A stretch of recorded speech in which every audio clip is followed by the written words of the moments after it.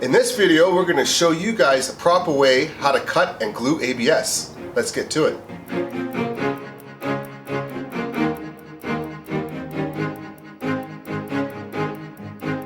Hey guys, I'm Karsten. And I'm Clayton, and we are the Plumbing Gurus. Thanks for tuning into our channel. And on this channel, we're going to be teaching you all the proper plumbing practices and saving you money.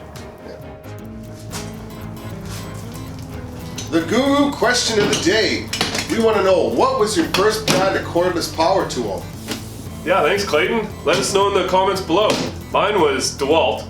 What was yours, Clayton? Actually, I think it was Mastercraft, and I absolutely hated the drill. I'm sure it was okay, I just didn't like it. Yeah, I was quite fortunate. I think you got one of those DeWalt kits with us from my dad. Yeah. Well, I remember I thought it was good, the Master, and then I brought it out with my apprenticeship. And everybody got laughed off the site. So that went away. For sure. Yeah. Alright guys, so like we said in this video, we're going to be teaching you how to cut and glue ABS. I'm just going to quickly show you some of the tools that we'll use every day. I personally use a Sawzall, so does Clayton, but we're not going to show you how to do that because we don't want you cutting your fingers off. So in this case, the first one that you would usually use to cut ABS is a hacksaw.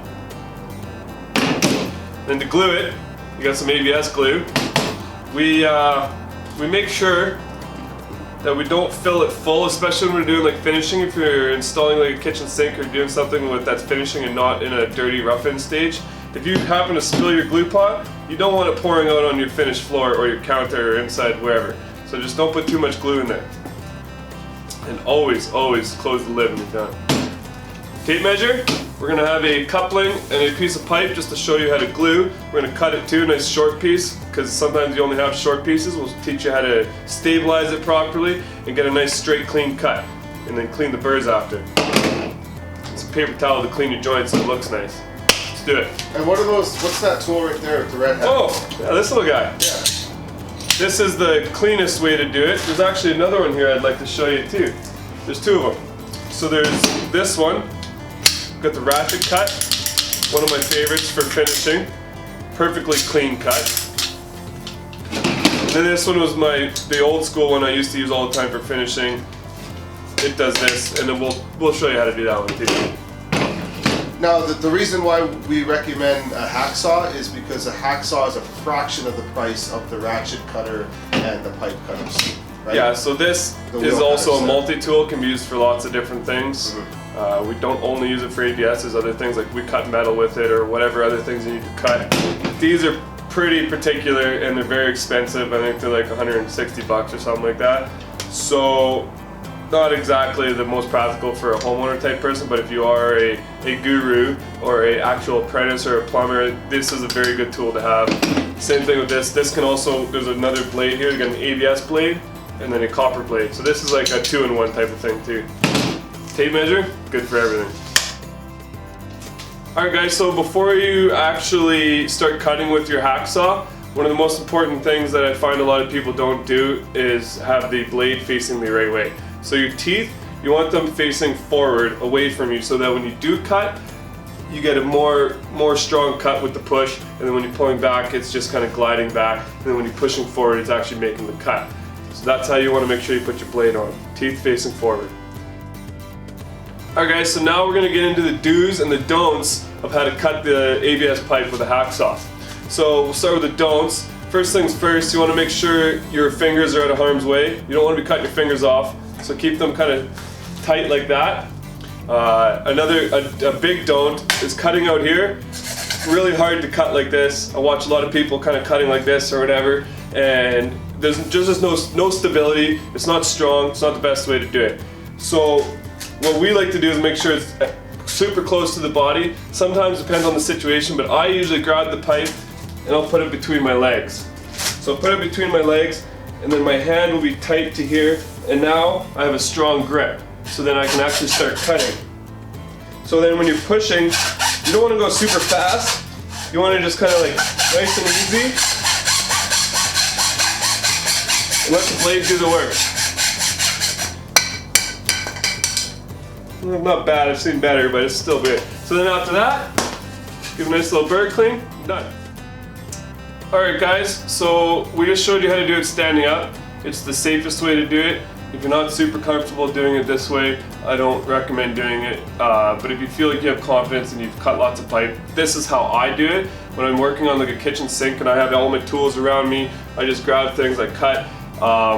We only bring in short pieces of pipe into the house. We don't bring in long ones, so it's a little bit harder to cut short ones. But you know, when you've been doing it for a long time, this is kind of like just the way we do it to speed things up to make the job go smoother. So what I do when I have a short piece and I just need like a short piece under a kitchen sink, like a 3-inch piece, I'll put it solid on my leg, get my hand not too close to the blade, within maybe, let's just say, an inch or so, and then I'll just start it. Kind of nice and easy. And what you're probably thinking is he's gonna cut his leg off. So what I'm doing is I'm just gonna get kind of partially way through, and the more you push down on it when it's cut like this, you're gonna bind and it's gonna be hard to cut. So now I'm kind of most of the way through. I'm gonna lift it off my other leg and just finish a little more. And the beauty part about ABS is it breaks. Super simple. Best way to do it when you're sitting down, so you don't have to get up, get down, get up, get down to cut a piece of pipe. Again, if you're not comfortable with doing it this way, I do recommend just standing up if it feels more comfortable for you. So, we're going to quickly show you how to use these two specialty tools. Not everybody's going to have them, but they're awesome for us to use. So first thing I'll show you actually is how to measure and get ready to cut a piece of pipe. So say you're under the sink and you're measuring a piece and you're like, oh, I need 4 inches of pipe. Take measure, put it there. I use my thumb. So instead of marking it, a lot of people will take a pencil or a marker or whatever it is, they'll mark it. This is just quicker. Everything's about efficiency for us. So this is how we do it. So I'll put my thumb there, mark it on the floor. Got my mark. So I'll start with the round pipe cutter. So you open it up. So if it's like that, you just press the button, drop it. This is supposed to have a spring, but it doesn't. So then I'll line up my blade with my thumb, with my mark. Just ever so, don't reef on this, because that's how you end up tracking and running off the pipe, and I'll explain that a little bit more. And also, if you go too tight, you start breaking blades. So you just kind of tighten it a little bit, and then I'll just do like kind of one revolution of a loosely tightened revolution. And then I'm not sure if you can see it, but there's a line there. You want to make sure that it's actually all the way around before you start tightening and going too hard, because sometimes they run off, and then you have to restart from the beginning. So now I'll give it a bit of a crank, tighten this a bit, do a couple turns, tighten it again, a couple turns, tighten it again. Kind of just do that until then it comes off.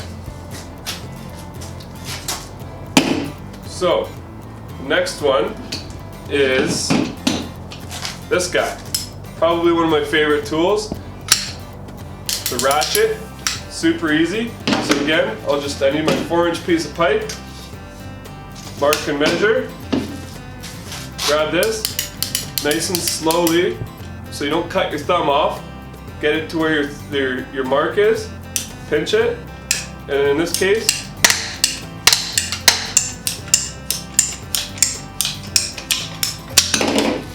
that's it.